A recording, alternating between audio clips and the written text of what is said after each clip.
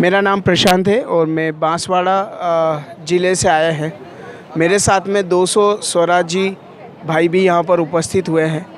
हम यहाँ पर गांधी जी के प्रेम, सत्य, न्याय, अहिंसा के संदेश को बढ़ाने और गांव-गांव को स्वराज को अपनाने के लिए प्रेरित करना चाह रहे हैं। इसी के लिए हम समुदाय से एवं आग्रह करते हैं।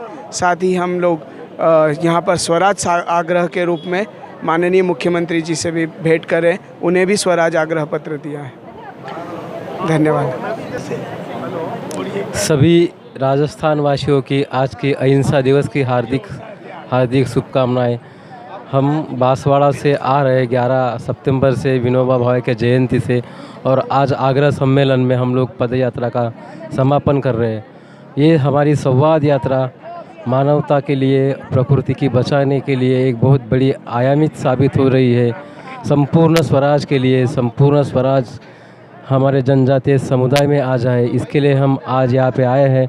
हम मुख्यमंत्री जी से आग्रह पत्र देकर हम अपने मांगों का ज्ञापन सौंप रहे हैं, और आज के इस मंगलमय मौके पे सभी स्वराजियों को अहिंसा दिवस की हार्दिक शुभकामनाएं देते हैं। किसी रूप में याद करें। महात्मा गांधी जी की आज जन्म जयंती है और शास्त्री जी की भी है। सबसे पहले मैं अपनी ओर से उनको नमन करता हूँ, सत प्रणाम करता हूँ और अपनी श्रद्धांजलि अर्पित करता हूँ।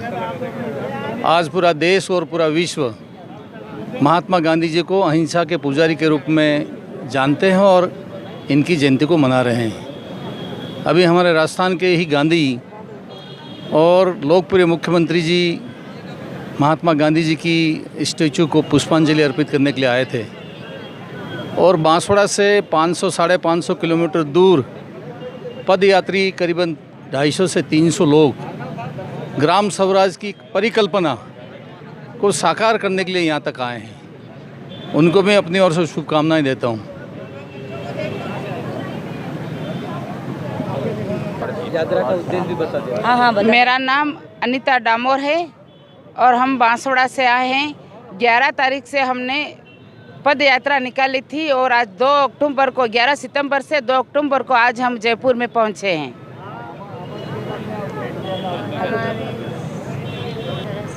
स्वराज संदेश लेके निकले हैं हम लोग। आप बोलो। देसी खाद और पुराना बीज, छोटा अनाज और हमारा जो परंपरागत बीज है, जल, जंगल, जानवर बीज और जमीन हो गई है, तो इसको वापस पुनः जागरण करने के लिए ये हमने पदयात्रा निकाली है।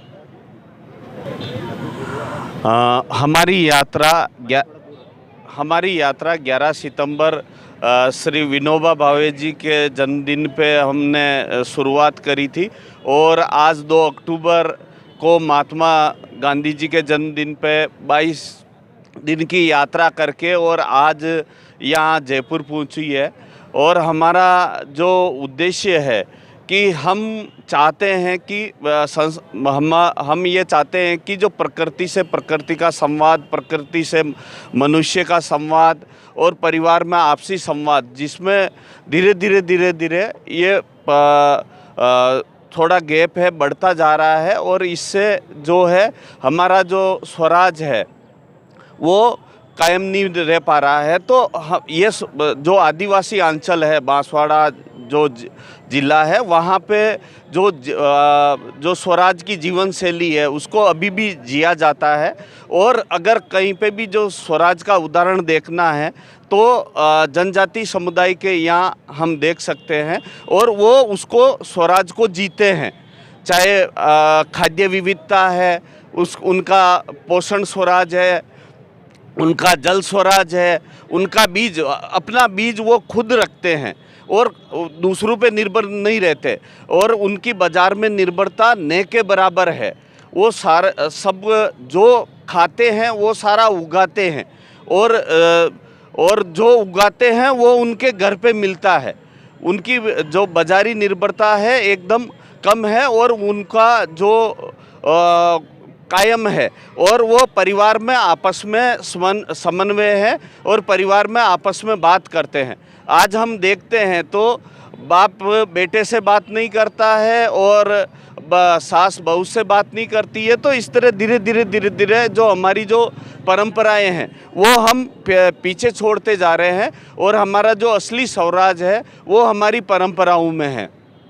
तो हम यही लेकर निकले हैं कि संवाद करते, बांसवाड़ा से संवाद, हमारा उद्देश्य था कि हम संवाद करते आवे हर गांव में, जहाँ पे भी रुके, गांव, ढाणी, कस्बा, जहाँ पे भी रुके हमने संवाद किया है लोगों के साथ, हमारी परंपरा के साथ, उनके साथ। उनके पास अगर कोई नई जानकारी है तो वो हमने ग्रहण की है और हमारे पास जो है हमारा जो परंपरा है हमने उनके बारे में बात की है।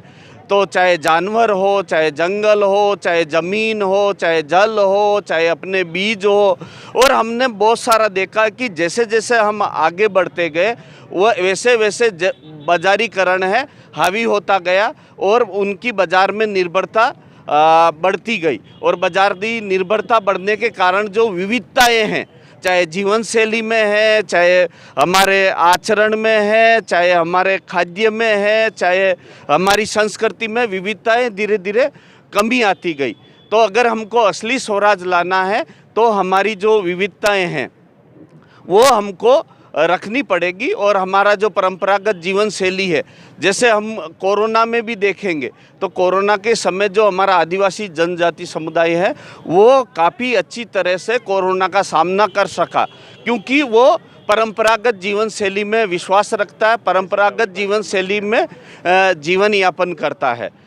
तो ये हम निकले हैं। साथ ही हम सरकार के साथ में कुछ आग्रह करने के लिए आए हैं कि जो बीज को लेके, जैसे कि है कि बीज है जो हम उगाते हैं वो बीज है हमको वापस से उत्पन्न करके जो हमारी खाद्य है जो हम खाते हैं वो हमको वापस से दिया जाए। और राजस्थान स्टेट सीड कॉरपोरेशन है जो बीज बनाती है वो उन बीजों को, जहाँ के जो बीज है परंपरागत बीज है, उनको बनाए और उनको दे तो हमारी विविधता है कायम रहेगी। साथ ही जल स्वराज के बारे में जो है, जो सरकार की जो योजनाएं हैं वो जल संबंधित योजनाएं हैं, मृदा को सुरक्षित रखने को लिए, मृदा को संजीव रखने के लिए जो योजनाएं हैं उनमें शामिल करें। साथ ही महात्मा गांधी नरेगा में जो है 50 दिन इस तरह के दिए जाए कि किसान अपने खेत पे खुद काम करे और उसका लाभ ले और उसके दिन भी पूरे होंगे, साथ ही उसके खेत पे भी